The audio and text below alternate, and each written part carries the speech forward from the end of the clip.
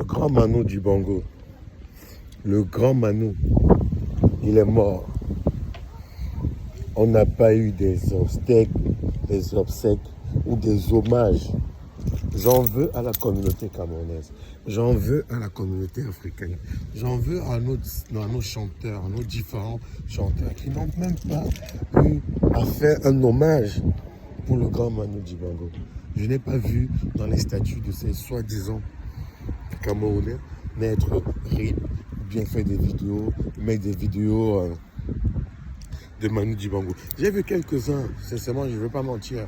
J'ai vu Ismaël et un nouveau là aussi qui vient de s'initier dans le showbiz. Mais je n'ai pas vu la tollée que ça a fait. Je n'ai pas vu la tollée de la mort de Kobe Bryant, qui est américain, noir, je le concerne, mais qui n'est pas si proche de nous comme Manu Dibango était proche de nous. Et on lui reproche ça et là de ne pas être proche de l'Afrique, de ne pas avoir apporté beaucoup de choses au Cameroun. On peut tout lui reprocher. Mais comme ambassadeur, il n'y avait pas mieux. C'était un très bon ambassadeur. Ça, sachant le reconnaître. Et en plus, c'était notre frère camerounais. Qu'on le veuille ou non, c'est un autre frère camerounais. Oui, je voulais aussi parler de quoi? Je voulais aussi vous dire que en tant qu'humain, est-ce que nous sommes mieux que les autres?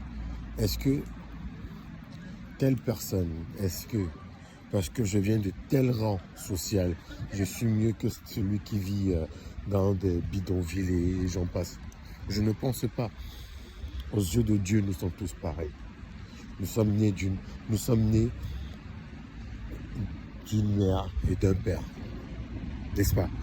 Donc, à la naissance, nous sommes tous égaux. C'est vrai, certes. Il y a des gens qui naissent avec une cuillère d'or. Tant mieux. Il y a d'autres personnes qui ont l'obligation de batailler pour avoir un peu de place au soleil. Maintenant, toi qui connais cette mentalité, qui connais cet état d'esprit, est-ce que tu te dis, étant donné que d'autres sont nés comme avec une cuillère un doigt dans la bouche, je les laisse et j'arrête de me battre? Non.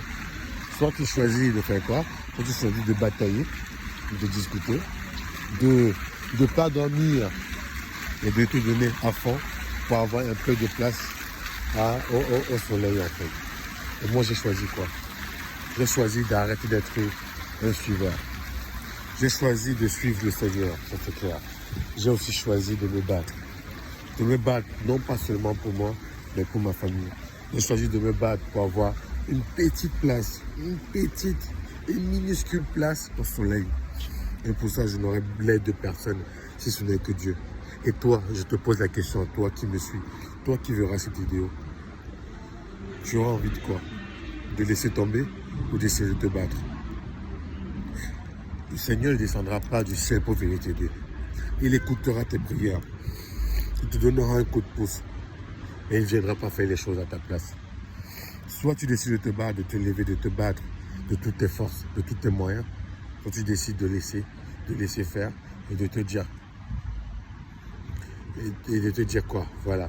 Je fais quoi? Je laisse ceux-là qui sont nés avec une cuillère en or. Voilà, tout manger le magot en fait. Moi, je ne partage pas cet avis. C'est pour ça que je t'encourage à me suivre dans le combat. Je t'encourage à te lever, à te dire que moi aussi, j'ai une place au soleil. Car le soleil illumine tous les villages et les villes. Il n'y a pas un village qui n'est pas illuminé par le soleil sur cette terre. Donc mon frère, ma soeur, oui, c'est dur.